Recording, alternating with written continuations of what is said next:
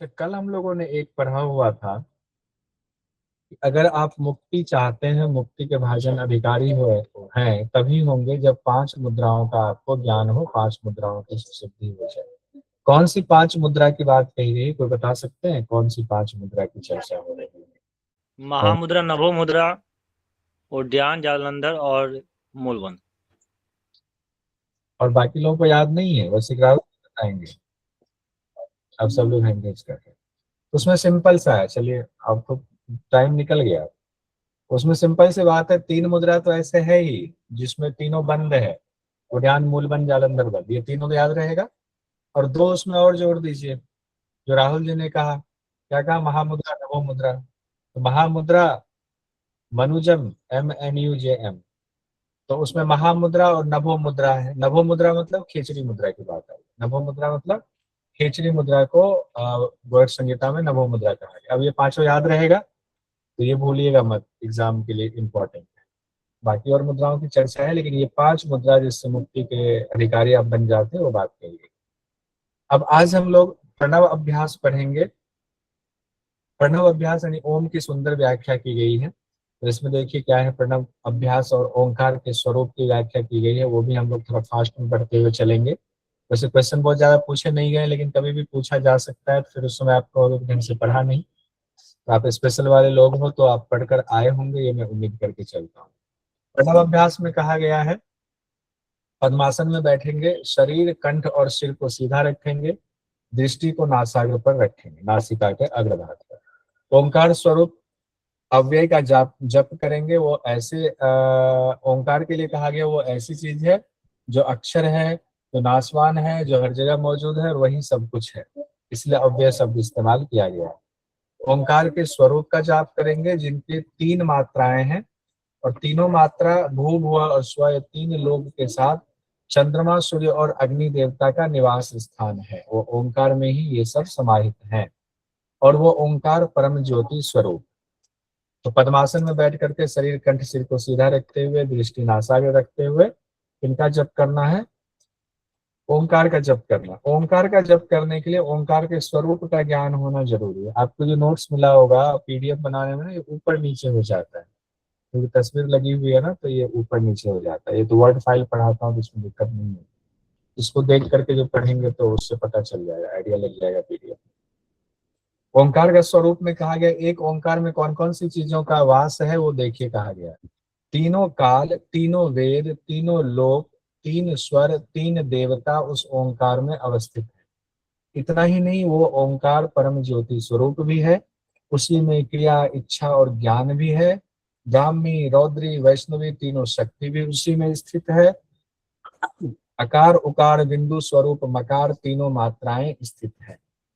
अकार, उकार और मकार को बिंदु स्वरूप कहा गया। तीनों मात्राएं भी किसमें अवस्थित है? इसी ओम में ये सारी चीजें अवस्थित कही गई। अब हम लोग इससे आगे बढ़ते हैं कि ओंकार का जप करना है तो कब कब और किस तरह ओंकार का जप करना है, थोड़ा सा तो ऊपर बताया गया है। पद्मासन में बैठना है, शरीर को सीधा रखना है, ओंकार का जप करना है। फिर ओंकार के स्वरूप की चर्चा आई है। अब कह रहे वाणी से ओंकार का जाप करेंगे, मतलब बोल करके तो करेंगे ही करेंगे। शरीर से अभ्यास करते हुए, शरीर से जब भी जो भी अभ्यास करेंगे उस दौरान मन से नित्य ओंकार का ही ध्यान करेंगे, स्मरण करेंगे। यानी वाणी से तो बोलेंगे ही बोलेंगे, शरीर से जो भी कर्म कर रहे हैं सबको ओंकार स्वरूप ही मानते हुए कर्म करेंगे नित्य। ऐसा साधक जो चाहे, बाह्य हो या अशौच हो, तब भी यदि प्रणव का जाप कर रहे हो तो जल में कमल पत्र के समान लिप्त नहीं होते हैं।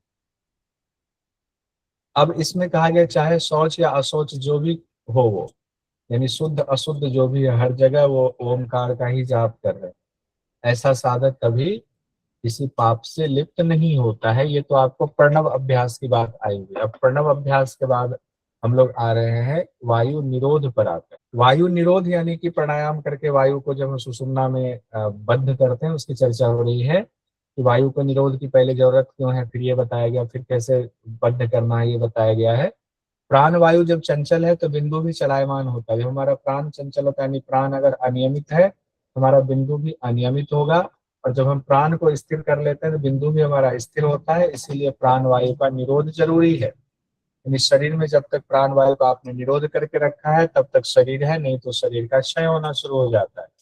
कहा गया जब तक दृष्टि भूमध्य पर टिका हुआ है तब तक काल का भय नहीं होता है। तो भूमध्य दृष्टि रखना इतना आसान नहीं, चित्त को स्थिर रखने के लिए प्राण को आपको अभ्यास करना पड़ेगा, प्राण के द्वारा चित्त को स्थिर करना पड़ेगा। काल के भय से तो ब्रह्मा भगवान को भी डर लगता है, इसलिए वो भी प्राणायाम का अभ्यास करते हैं। सभी योगी मुनि ऋषि सभी लोग प्राणायाम का अभ्यास करके प्राण का निरोध करते हैं, इसलिए प्राण का निरोध करना अति आवश्यक है। अब प्राण और अपान की चर्चा आई हुई है। प्राण अपान वायु रूप हंस ही कहा गया है। प्राण अपान वायु रूप हंस कहा गया। हंस जो हम लोग श्वास लेते और छोड़ते हैं, हम और सम की ध्वनि की चर्चा यहाँ हो रही है। तो प्राणायाम रूप हंस बाई और दाई नासिका से, दोनों नासिका से श्वास चल रहा है, अंदर आ रहा है, 36 अंगुल बाहर निकलती है। मल से भरी हुई सभी नाड़ी चक्रों का शोधन प्राणायाम से ही होता है। सभी नाड़ी चक्रों का शोधन किससे होता है? प्राणायाम से ही होता है। इसीलिए योगी को प्राण वायु के संग्रहण का अभ्यास करना चाहिए, प्राण वायु के निरोध का अभ्यास करना चाहिए। अब उसके बाद बात आती है नाड़ी शोधन प्राणायाम की। नाड़ी शोधन प्राणायाम की अब चर्चा हो रही है। आप लोग पढ़कर आए होंगे तो दिक्कत नहीं हो रही होगी, एकदम बताइएगा। आज तो नहीं हो रहा है, ठीक चल रहा है। नाड़ी शोधन प्राणायाम देखिए कैसे करना है। हम लोग पढ़ रहे हैं गोरख संहिता, जिसमें कहा गया है, बहुत बढ़िया, बद्ध पद्मासन एक तो लगाना है, चंद्र नारी से पूरक यथासंभव कुंभक, और फिर सूर्य नारी से रेचक करना है। और उस दौरान चंद्रमंडल का ध्यान करना। और चंद्रमंडल के बारे में कहा गया है, श्वेत वर्ण के दही दूध के समान अमृत स्वरूप चंद्र बिंब का ध्यान करते हुए प्राणायाम करने वाला सुखी होता है। तो ये एक तो ये चंद्रमंडल का ध्यान, अभी इसको फिर से देखेंगे। दाहिने नासिका से श्वास खींचकर धीरे धीरे उदर को भरेंगे, विधि पूर्वक कुंभक करके चंद्र नाड़ी से रेचक कर देंगे। और जब रेचक कर रहे हैं उस दौरान नाभि में हम देखेंगे अग्नि का ध्यान करेंगे, दैदीप्यमान अग्नि पुंज के समान सूर्यमंडल का ध्यान करना चाहिए। ऐसा साधक सुखी होता है। नहीं, दो ध्यान है, चंद्रमंडल का ध्यान, सूर्यमंडल का ध्यान। ये ध्यान रखिए। नाड़ी शोधन तो हम लोग जानते ही हैं, लेफ्ट से लेंगे कुंभक करेंगे, राइट से छोड़ेंगे, राइट से लेंगे कुंभक करेंगे, लेफ्ट से छोड़ेंगे। नहीं, इड़ा से लेंगे कुंभक करेंगे, पिंगला से छोड़ेंगे, पिंगला से लेंगे कुंभक करेंगे, इड़ा से छोड़ेंगे, पूरा पिक्चर। इसी दौरान दो शब्द बड़ा इंपॉर्टेंट आया हुआ, आप शब्दों को पकड़ते हैं एग्जामिनर, तो चंद्रांग प्राणायाम और सूर्यांग प्राणायाम, ये नोट कीजिएगा स्पेशल रहेगा। चंद्रांग प्राणायाम और सूर्यांग प्राणायाम का संबंध किस ग्रंथ में कहा गया है? तो गोरख संहिता में सीधा कह दीजिएगा। कहा गया जब इड़ा से पूरक करते समय जब ध्यान की विधि के साथ पूरी प्रक्रिया करते हैं उसको चंद्रांग प्राणायाम कहा गया, क्योंकि चंद्र से हम ले रहे हैं। और जब पिंगला से पूरक की प्रक्रिया करते हुए हम विधि करते हैं तो उसको सूर्यांग प्राणायाम कहा गया। तो सूर्य और चंद्र अंग मिल करके पूरा नाड़ी शोधन कंप्लीट होता है। तो पूरे अभ्यास में ऐसा है, इरा से पूरक करने के दौरान चंद्रमंडल का ध्यान करना है, कुंभक, फिर पिंगला से रेचक, पिंगला से पूरक करने के दौरान सूर्यमंडल का ध्यान करते हुए कुंभक, फिर इरा से रेचक करना होता है। तो जब नाड़ी शोधन हम करते हैं, नाड़ी शोधन से लाभ क्या होगा? लाभ कब होता है किसी भी अभ्यास से? जब उसकी सिद्धि होती है। तो नाड़ी शोधन की सिद्धि होने पर क्या लाभ बताया गया? 3 महीने में नाड़ियों की शुद्धि हो जाएगी, सभी नाड़ियां शुद्ध हो जाएंगी। और नाड़ियों के शुद्ध होने से यथेष्ट वायु धारण की क्षमता आ जाती। वायु धारण हम अपनी क्षमता अनुसार कर सकते हैं। अग्नि दीपन होता है, यानी अग्नि प्रदीप्त हो जाती है और नाद भी सुनाई देने लगते हैं। आरोग्यता की बात भी आई हुई है। आरोग्यम प्रथम शतक हमारा कंप्लीट हो गया। आज हम इसका ऑनलाइन टेस्ट नहीं करेंगे, आज दोनों शतक हम कंप्लीट कर लेते हैं और उसके बाद फिर हम लोग इसको 8वां हमारा कंप्लीट हो जाएगा तो अच्छा रहेगा, बड़ा काम हो जाएगा। उसके बाद आगे बढ़ेंगे। अब द्वितीय शतक में 101 श्लोक है। प्रथम में हमारा 100 था, द्वितीय में 101 है, कुल 201। तो पहले शतक में आसन, 5 मुद्रा, प्राणायाम की विशेषता, नाड़ी शोधन की चर्चा, नाड़ी शोधन के फल भी हम लोगों ने देखा। अब द्वितीय शतक में फिर प्राणायाम की शुरुआत हो रही है। तो देखिए प्राणायाम के बारे में कहा गया है। प्राणायाम में क्या करना है? प्राण वायु अपान वायु को मिलाने की बात है। प्राण और अपान वायु का निरोध करके एक श्वास मात्र को गगन में उठाना है, यानी सुषुम्ना मार्ग में प्रवेश कराना है। प्राण अपान को मिला करके कहाँ प्रवेश कराना? सुषुम्ना में। और फिर कहा गया रेचक पूरक कुंभक प्रणवात्मक ही है, प्रणव आत्मक ही है। और 12 मात्रा वाले प्राणायाम की चर्चा है। और 12 मात्रा वाला प्राणायाम 3 प्रकार का होता है। ये इंपॉर्टेंट है, ये स्पेशल कहीं पर इंपॉर्टेंट नोट कर लीजिएगा। 12 मात्रा वाला प्राणायाम 3 प्रकार का होता है।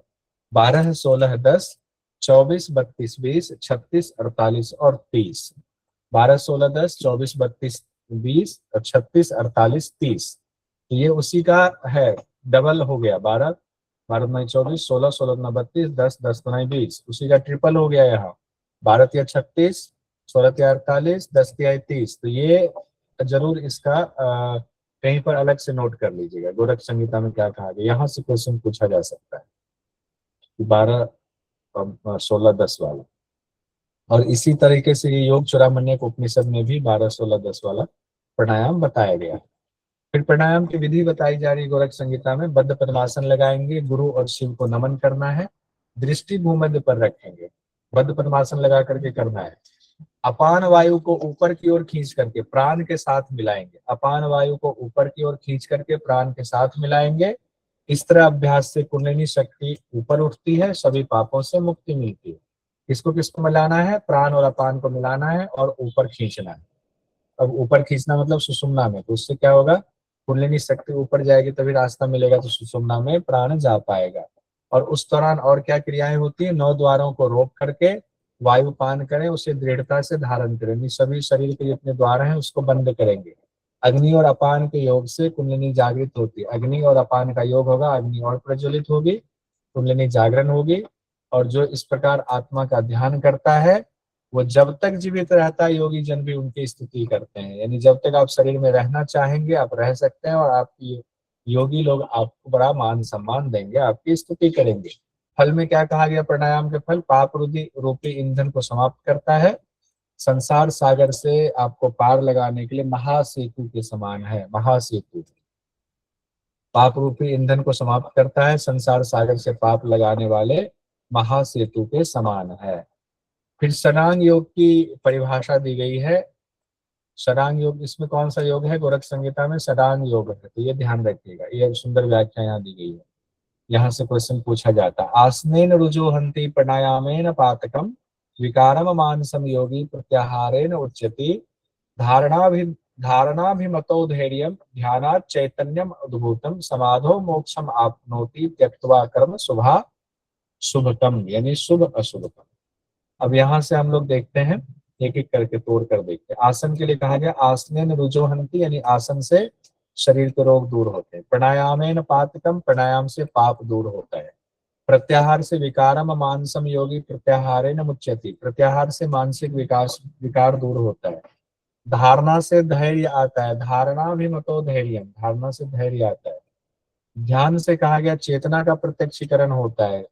ध्यानात् चैतन्यम उद्भूतम, ध्यान से क्या होता है? चेतना का प्रत्यक्षीकरण होता है।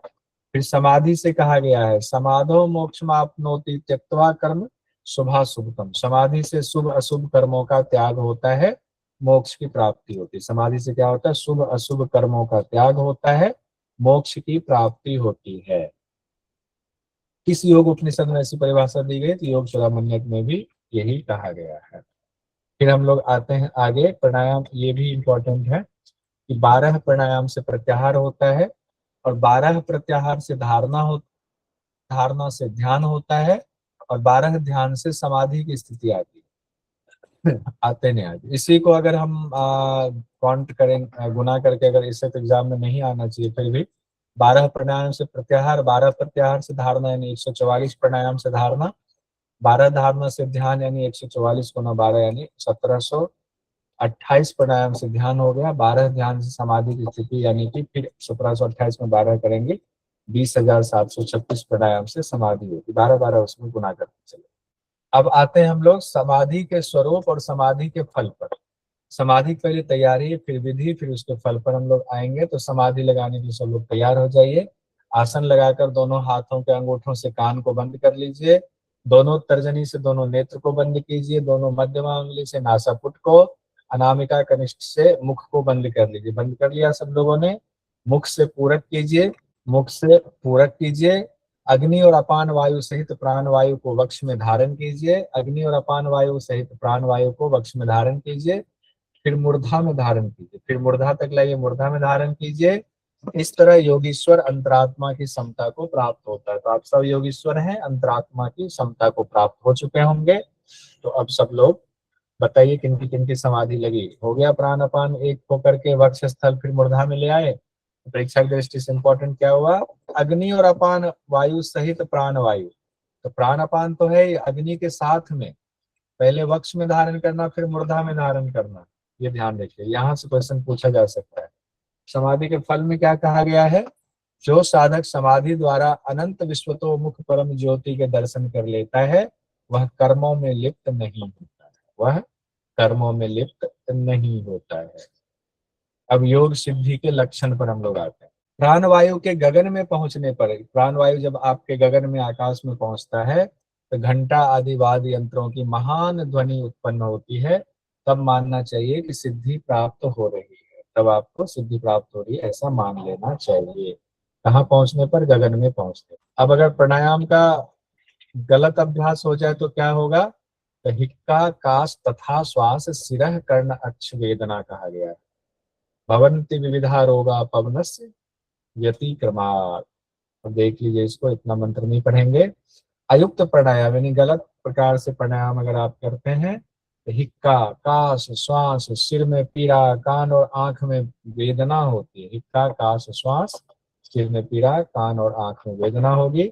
जैसे हाथी, जैसे सिंह हाथी और बाघ को धीरे धीरे वश में किया जाता है, वैसे ही प्राणायाम की साधना भी धीरे धीरे करनी चाहिए, नहीं तो अनिष्ट हो सकता है हमारा। तो प्राणायाम को लेकर के कोई लापरवाही नहीं करेंगे। चक्षु आदि इंद्रियों को अपने विषय से यथाक्रम वापस लौटाना प्रत्याहार कहा गया है। प्रत्याहार सिंपल सा है, चक्षु आदि आंख आदि इंद्रियों को उनके विषयों से लौटाना प्रत्याहार है। दिवस के 3 विभाग कहे गए, जैसे दिन के तीसरे काल में सूर्य अपनी प्रभा को समेट लेता है, उसी तरह योगी भी योग के तीसरे अंग से मन के विकारों को दूर कर लेता है। जैसे सूर्य अपनी प्रभा को लास्ट में समेट लेता है ना तीसरे पहर में, उसी तरह योगी भी योग के तीसरे अंग से मन के विकारों को दूर कर लेता है। जैसे कछुआ अपने अंगों को समेट लेता है, तो योगी भी प्रत्याहार के द्वारा, प्रत्याहार कौन सा कितने नंबर का अंग है इसका, तीसरा। तीसरे नंबर पर, इसलिए तीसरे नंबर की बात योगी के लिए आई हुई है। ये भी उसको कई बार कुछ लाइन जो है ना, योग के तीसरे अंग से मन के विकारों को योगी दूर कर लेता है, ये भी लाइन कई बार अटकता है। तो मुझे लगता है कहीं पूछना था, हालांकि क्वेश्चन कम ही पूछे गए गोरख संहिता से, इसलिए लेकिन क्या बता पूछ ले। तो प्रत्याहार से इंद्रियों को उनके विषयों से हटाकर आत्मा के अधीन कर लेता है। फिर प्रत्याहार का अभ्यास कैसे करना है उसके बारे में कहा गया है। कान से जो कुछ भी प्रिय अप्रिय शब्द हम सुनते हैं उसे वहां से हटा करके आत्मा के वश में करना प्रत्याहार है। नासिका जो भी गंध अगंध सूंघता है उससे मन को हटाकर आत्मा के वश में करें। नासिका जो भी सूंघ रही है, गंध है अगंध है, उससे मन को हटाकर आत्मा के वश में करना। नेत्र के द्वारा जो भी पवित्र अपवित्र देखा जाता है आंख से, वह सब आत्मा ही है ऐसा सोचना चाहिए, उसका भी त्याग करना प्रत्याहार है। त्वचा जो भी स्पर्श अनुभव करती है उससे मन को हटाना प्रत्याहार है। जिह्वा जिस स्वाद या अस्वाद का सेवन करती है उससे मन को हटाना प्रत्याहार है। अब हम लोग आ रहे हैं हठ योग से प्रत्याहार की चर्चा आ रही है। चंद्रमा से निकलने वाले अमृतमयी जो धारा है उसको सूर्य ग्रस लेता है, उसे सूर्य से हटा करके स्वयं ग्रसना है, यही प्रत्याहार कहलाता है। ये बहुत ही इंपॉर्टेंट है, इसको ध्यान कीजिएगा, इसको नोट कीजिए स्पेशल डायरी। एक प्रत्याहार ऊपर बात आई हुई है, दूसरी प्रत्याहार की चर्चा ये है। चंद्रमा से जो अमृत निकलते उसको सूर्य ग्रसता है, सूर्य को ग्रसने नहीं देना है, तो कौन ग्रसेगा, तो योगी को स्वयं उसका ग्रास बनाना चाहिए, यही प्रत्याहार कहलाता है। एक स्त्री भोग्या है, वो भोगने वाले के पास चंद्रमंडल से जाती है, यदि उससे तीसरा भोगे तो अजर अमर हो जाता है। यहाँ स्त्री अमृत को कहा गया है, भोगने वाले सूर्य को कहा गया है, तीसरा योगी के लिए इस्तेमाल किया गया है। तो सूर्य को हटाना है, खुद का भोग करना है उस अमृत रूपी रस का। विपरीत करनी मुद्रा की चर्चा आई हुई है यहाँ पर। फिर जो 5 मुद्रा हम लोगों ने पढ़ा हुआ है, महामुद्रा, नभो मुद्रा, उड्यान बंद, मूल बंद, जालंधर बंद, वो 5 मुद्रा के अलावे द्वितीय शतक में विपरीत करनी मुद्रा की चर्चा है, उस 5 से अलग है। विपरीत करनी मुद्रा को जो जानता है उससे अमृत को अग्नि के मुख से बचा करके खुद अपने मुख में लेता है वो योगी। तब योगी को लेना है तो उसके लिए उपाय बताया गया विपरीत करनी मुद्रा से भी। नाभि में स्थित अग्नि रूपी सूर्य को ऊपर करना, तालु मूल में स्थित अमृतमयी चंद्रमा को नीचे करना ही विपरीत करनी नाम की मुद्रा है। ये गुरु के उपदेश से ही प्राप्त होती है। कैसे प्राप्त होगी? गुरु के मुख से प्राप्त होगी। अब प्रथम शतक में हमने देखा था मणिपुर चक्र तक की चर्चा आई हुई थी। द्वितीय शतक में अनाहत चक्र की चर्चा आई हुई है। अब इसको हम लोग द्वितीय में देखते हैं अनाहत चक्र के बारे में क्या कहा गया। तीन लपेटे में बंधा मनुष्य जिस प्रकार रोदन करता है, उसी तरह अनाहत चक्र में माया से बंधा जीव निरंतर नाद उत्पन्न करता है। ये ध्यान रखिए, ये इंपॉर्टेंट लाइन है। अब क्वेश्चन अभी तक नहीं पूछा गया, कभी भी पूछा जा सकता है। अनाहत चक्र में माया से बंधा हुआ जीव रहता है, निरंतर नाद उत्पन्न करता है। इसे योगी लोग अच्छी तरह जानते हैं। मणिपुर और अनाहत चक्र का अतिक्रमण करके यानी उसका भेदन करके महापद्म की प्राप्ति होने पर योगी अमृत को प्राप्त करता है। माया से बंधा जीव कहाँ निरंतर नाद उत्पन्न करता है? अनाहत में नाद उत्पन्न करता है। आसान भी है, अनाहत से नाद का जुड़ा हुआ है तो आसान रहेगा याद करना। खिचड़ी द्वारा अमृत पान कैसे करेंगे? खिचड़ी मुद्रा का दूसरा नाम क्या कहा गया है गोरख संहिता में? नभो मुद्रा। नभो मुद्रा के नाम से इसको कहा गया। खिचड़ी द्वारा अमृत का पान कैसे करें? जब प्राण वायु सहस्रार से षोडश दल कमल में गिरती है तो उसे नासिका से ऊपर वाले विवर में चढ़ाना। नासिका से ऊपर वाले विवर में चढ़ाना है, नीचे गिरने ही नहीं देना है उसको। जिह्वा को भी विवर में ले जाए, जिह्वा को भी उसी विवर में ले जाएंगे। अब प्राण वायु सहित सहस्रार में पहुंची हुई कुंडलिनी का ध्यान करेंगे। कुंडलिनी ऊपर पहुंची हुई है उसका ध्यान करेंगे और कुंडलिनी के वहां पहुंचते ही अमृतमय जो रस है उसका श्राव होता है, उसी का पान करना है। उस अमृतमयी का तरीका बताया, बहुत सारी बातें यहाँ नहीं लिखी हुई है। योगी का शरीर तब अत्यंत कोमल और दोष रहित हो जाता है, चिरंजीवी हो जाता है। अब हम लोगों ने यहाँ पर दो मुद्रा देख लिया, एक तो विपरीत करनी मुद्रा देख लिया, उसके बाद खिचड़ी मुद्रा की चर्चा थोड़ी सी फिर से आई हुई है, और फिर अभी काकी मुद्रा के बारे में हम लोग देख। कौवे की चोंच की तरह मुख करके जो साधक प्राण अपान का नियम जान करके शीतल वायु का पान करता है कभी बूढ़ा नहीं होता। आज ही से शीतल वायु पान कीजिए, खांसी में हो तब रुकिएगा। जो योगी जीभ से प्राण वायु पी करके तालु मूल को पूरित करता है वो 6 महीने में सभी रोगों से को क्षय कर देता है। 6 महीने या उससे थोड़ा ज्यादा समय में सभी रोगों का नाश कर लेता है। अब यहाँ पर अनाहत चक्र हम लोगों ने देख लिया, विशुद्धि चक्र की चर्चा आई हुई। विशुद्धि चक्र को हम लोग देखते हैं। साधक विशुद्धि चक्र में अमृत का ध्यान करें। अच्छा, उसमें क्या था? अनाहत चक्र में क्या इंपॉर्टेंट था जो मैंने कहा था? नाद की चर्चा। माया से उत्पन्न जीव निरंतर क्या करता है? वो नाद उत्पन्न नाद करता है। उत्पन्न करता है। क्या करता है? कौन नाद उत्पन्न करता है? जीव। जीव। माया से उत्पन्न जीव जीव करता है, वो अनाहत चक्र में बंधा हुआ है, वो नाद। फिर सूर्य के मुख का वंचन करें। यहाँ कहा गया साधक विशुद्धि चक्र में अमृत का ध्यान करें, फिर सूर्य के मुख का वंचन करें, अर्थात सूर्य मुख को रोके और उस अमृत का खुद पान करें। वी शब्द से हंस का और शुद्ध शब्द निर्मल बोध होता है, यानी कि निर्मल जीव के लिए कहा गया है। सूर्य मुख का वंचन कैसे होता है इसकी भी चर्चा आई हुई है। सूर्य मुख का वंचन यानी कि उस अमृत को सूर्य के मुख में नहीं जाने देना है। तो कैसे उससे वंचित करेंगे? तो विशुद्धि चक्र में स्थित अमृत का अपान युक्त प्राण को ऊपर विवर में ले जाएंगे। विशुद्धि चक्र में स्थित जो अमृत है उसका अपान युक्त प्राण को, वो प्राण क्या है? अपान से युक्त है, क्योंकि प्राण अपान मिलेगा तभी जाकर के उसको कुंडलिनी जागरण होकर के सुषुम्ना में आया हुआ है। तो विशुद्धि में जो प्राण है अपान से युक्त है उसको ऊपर उठा के विवर में ले जाएंगे। इसी से सूर्य मुख का वंचन होता है। कह तो बहुत आसानी से दिया गया है यहाँ पर, लेकिन ये क्रिया इतनी आसान नहीं है, गुरु की जरूरत होगी इस क्रिया को जानने के लिए। विशुद्ध का अर्थ शुद्ध हंस से है और हंस यहाँ जीव को कहा गया है। अब अमृत पान करने की खास विधि की चर्चा आई हुई है यहाँ पर। सोमकला अमृत को नासिका के ऊपर वाले विवर में, ऊपर भी बात आई थी, भरना है। फिर वायु के सभी द्वारों को रोक करके गगन में कहा गया है पूरक करना है। बिल्कुल अलग सी बात कही गई है। फिर देखिए क्या कहा गया, जमीन पर उत्तान लेट जाए, पीठ पर, पीठ के बल जमीन पर लेट जाए, पाँव को ऊपर उठाए और अमृत का पान करे। अब जब वहां ले गए हुए हैं ऊपर गगन में, तो उसके बाद पीठ के बल लेटना है, पाँव को ऊपर उठाना है और अमृत का पान करना है। इसमें नहीं बताया गया कि ये विपरीत करनी है या कोई और मुद्रा के बारे में बात नहीं लिखा हुआ है, लेकिन लगता है पाँव पर उठाने से विपरीत करने वाली बात आती है, लेकिन ये इंपॉर्टेंट है, इसको नोट कीजिएगा। इस तरह से जो अमृत का पान करेगा, तो जितेंद्रिय योगी सदा अगर अभ्यास करता है तो उसका कभी क्षय नहीं होगा।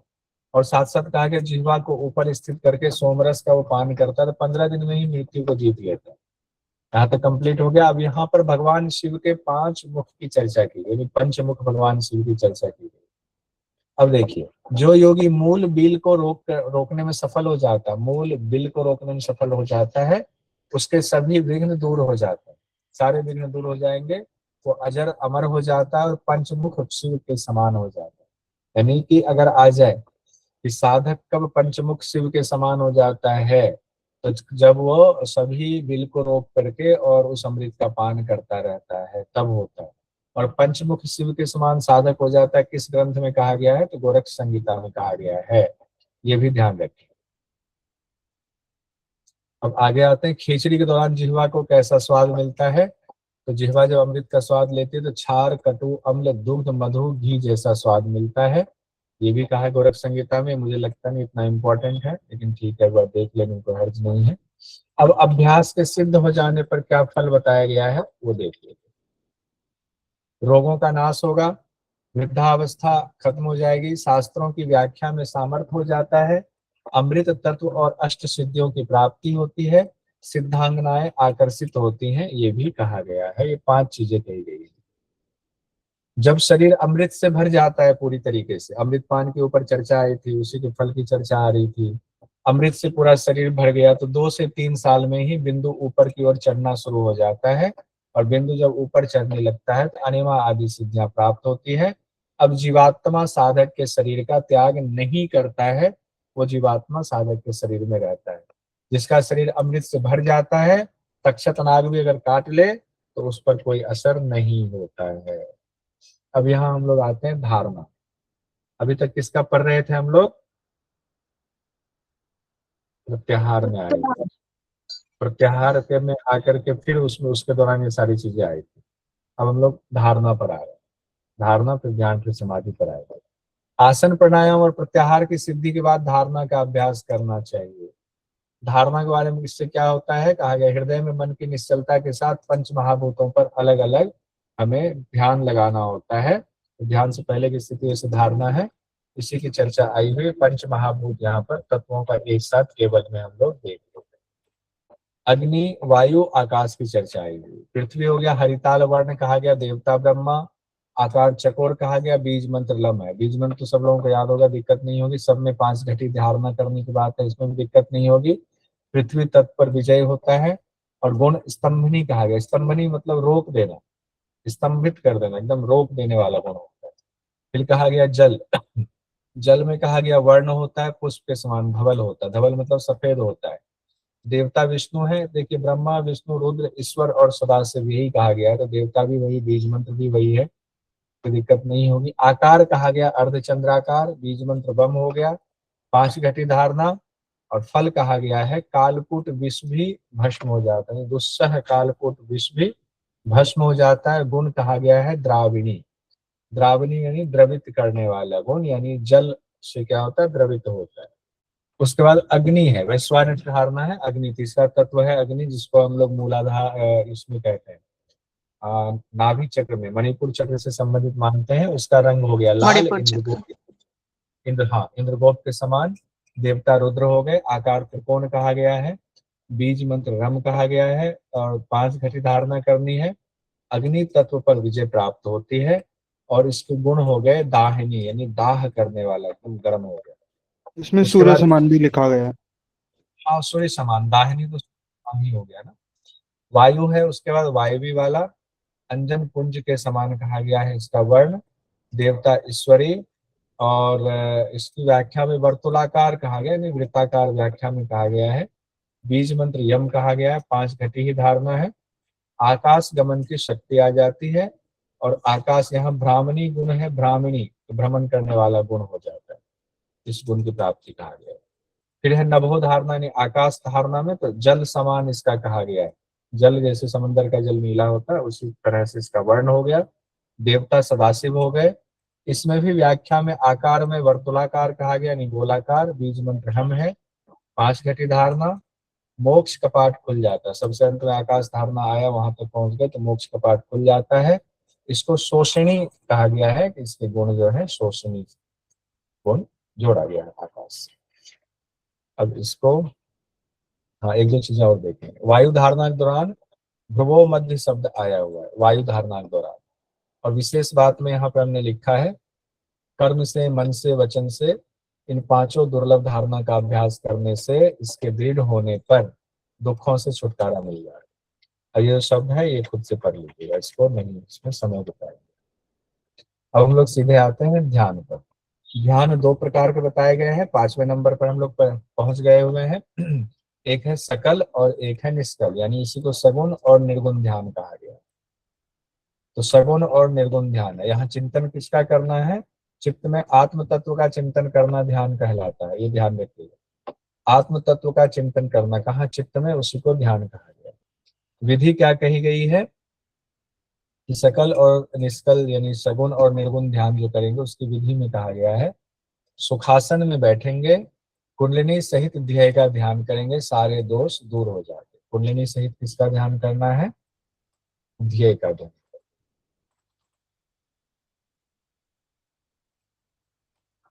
अब आधार चक्र पर हम लोग आते हैं। आधार चक्र के बारे में क्या कहा गया है ध्यान करने के लिए? एक एक चक्र की बात आई हुई है ध्यान करना, तो इसको हम लोग एक साथ ही टेबल में देख लेते हैं। सब तो पढ़ के टेबल में आएंगे, एक साथ ही देख लेते हैं। ध्यान का स्थान बताया, आधार चक्र, स्वाधिष्ठान, मणिपुर, अनाहत, विशुद्धि और भूमध्य, यानी सभी 6 चक्रों की बात आई हुई है। उसके कमल दल बताए गए हैं 4, 6, 10, 12, 16 और 2। ध्यान की विशेषता कहा गया कैसा ध्यान करना, तो आधार चक्र में स्वर्ण आभा के समान कुंडलिनी सहित ध्यान करना है। सब में नासिकाग्र ध्यान रखना, ये भी है नासिकाग्र, सारे दोष दूर हो जाते हैं। फिर कहा गया स्वाधिष्ठान भी माणिक्य के समान ध्यान करना, माणिक्य का ध्यान करते हुए ऐसी कल्पना करनी, योगी सुखी हो जाता है। मणिपुर में कहा गया तरुण आदित्य का, ऐसा आदित्य हो तो तरुण रूप में आदित्य। तरुण हो गया जवानी से ठीक पहले वाला, तरुण तरुणाई अभी आ रहा है। और फायदा क्या होता है? जगत को संक्षोभ करने की क्षमता आ जाती है, जगत आपसे प्रभावित होना शुरू हो जाएगा। अनाहत चक्र पर ध्यान कहा गया। अब यहाँ भी सूर्य का ध्यान करेंगे, लेकिन प्रचंड सूर्य का ध्यान करेंगे अनाहत। प्रचंड से पहले वाले तरुण आदित्य है, उसका प्रचंड आदित्य है, प्रचंड सूर्य है अनाहत में, ब्रह्ममय हो जाता है साधक। विशुद्धि में कहा गया दीप ज्योति समान प्रभा का, विशुद्धि में आएंगे तो दीप के समान ज्योति प्रभा का ध्यान करेंगे, आनंदमय हो जाता है वो साधक।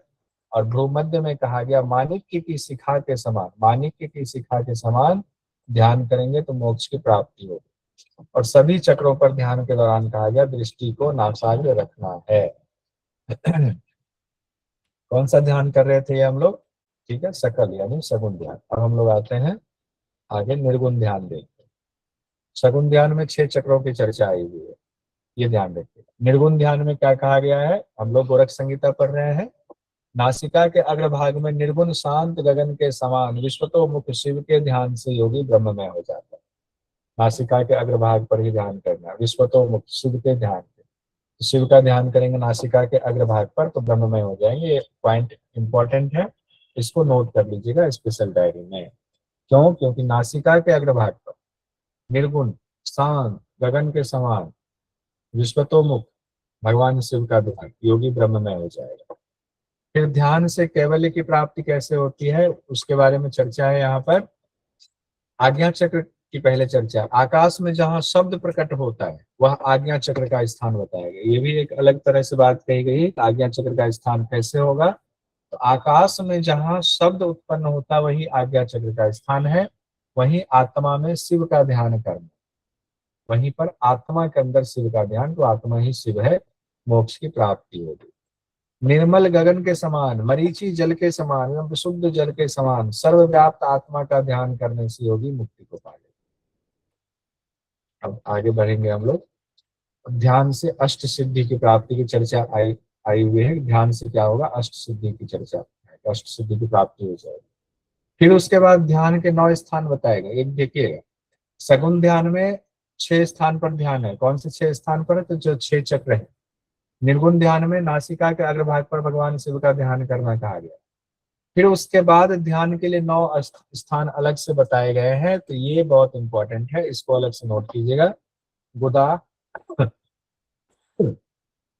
गुदा, मेढ, नाभि, हृदय पद्म, उससे ऊपर विशुद्धि, घंटिका, लंबिका, भूमध्य और नभो के बिल में। नभो बिल मतलब खिचड़ी वाला बिल, आकाश वाला स्थान होगा। 9 स्थान को याद रखें। इनमें ध्यान करने से अष्ट सिद्धि मिलेगी। ध्यान में इनमें ध्यान करेंगे, अष्ट सिद्धि मिलेगी। इन स्थानों में ब्रह्मात्मक तेजो में ज्योति स्वरूप शिव के ध्यान से मुक्ति मिल जाती है। गोरक्षनाथ जी का ऐसा वचन है। क्यों वचन है, क्योंकि गोरक्षनाथ जी ने ये ग्रंथ लिखा हुआ है। फिर ध्यान योग की महत्ता बताई जा रही है कि आप जो है एक अश्वमेध यज्ञ कोई करता है, अगर वो सहस्त्रों अश्वमेध यज्ञ करता है और सैकड़ों वाजपेयी यज्ञ करता है, तो उन सारे यज्ञों का फल भी सिर्फ ध्यान योग के 16वें अंश के बराबर नहीं हो सकता है। तो ध्यान योग का कितना बड़ा महत्व बताया गया है, ये देखिए। हम ध्यान अगर कर लें, और कोई राजा है, वो सहस्त्र अश्वमेध यज्ञ किया हुआ है और सैकड़ों वाजपेयी यज्ञ किया हुआ है, तो उनको जो फल प्राप्त हुआ है, तराजू पर तौलेंगे अगर, एक बात कह रहा हूँ, तो वो हमारे ध्यान योग का जो फल है, उसका जो 16वां अंश है, उसके बराबर भी नहीं आ पाएगा। हमारा ध्यान कंप्लीट हो गया। अब हम आते हैं समाधि में। तो समाधि में कहा गया है 2 चीजों पर ध्यान रखेंगे, एक उपाधि, एक तत्व। उपाधि और तत्व दोनों ही विचार करने योग्य। उपाधि का मतलब संसार भी विचार करने योग्य है, और तत्व हो गया आत्मा। कहते हैं ना, तत्व का ज्ञान होगा, तत्व ज्ञानी है वो, यानी आत्मा का ज्ञानी है। तो संसार और आत्मा दोनों ही विचार करने योग्य है। उपाधि संसार का बोध कराती है, विपरीत बोध कराती है, लेकिन जब यथार्थ ज्ञान होता है तब आत्म तत्व का बोध होता है। उपाधि तो नाशवान होती है, संसार नाशवान है, लेकिन लगातार अभ्यास से इसका नाश संभव है। ऐसे नाशवान कहने से सिर्फ नाशवान नहीं होगा, गुरु को बताए रास्ते पर चलने से उस संसार का आपके चित्त में नाश होगा। संसार का नाश नहीं होगा कि आज सावंत जी ने कर लिया अभ्यास और संसार का नाश हो गया और हम तरफने लगे, अरे भगवान संसार का नाश हो रहा है। उनके चित्त में, उनके लिए संसार का नाश हो रहा है। ध्यान और समाधि में क्या अंतर है, इसकी चर्चा हम लोग यहाँ कर लेते हैं। जब तक ज्ञानेंद्रियों में उनके विषयों का तनिक भी अंश विद्यमान है, हमारे जो ज्ञानेंद्रिय उसमें, तब तक वह ध्यान की अवस्था है। और जब इंद्रियों की वृत्तियां आत्मा में लीन हो जाती है, तो आत्मा में लीन होने पर वही समाधि है। कुछ महत्वपूर्ण बातें कही गई, वो देख लेते हैं। प्राणवायु का 5 घड़ी तक अवरोध धारणा है, इंपॉर्टेंट है, इसको स्पेशल नोट कीजिएगा। 60 घड़ी तक चित्त की एकाग्रता ध्यान है। 12 दिनों तक लगातार संयम समाधि है। ये कभी भी क्वेश्चन पूछा जा सकता है, पूछा नहीं गया है लेकिन पूछा जा सकता है। 5 घड़ी तक अवरोध प्राणवायु का धारणा, 60 घड़ी तक अवरोध चित्त की एकाग्रता, 60 घड़ी तक ध्यान, और 12 दिनों तक लगातार संयम में अगर आप हैं तो समाधि हो गया। 1 घड़ी 24 मिनट का होता है। फिर समाधि के बारे में कहा गया, जीवात्मा परमात्मा का एक होना, कॉमन सी बात है, सभी संकल्पों का नष्ट हो जाना, यही समाधि है। और 12 दिनों में ही समाधि को सिद्ध जो कर लेता है, वह पुरुष जीवन मुक्त हो जाता है।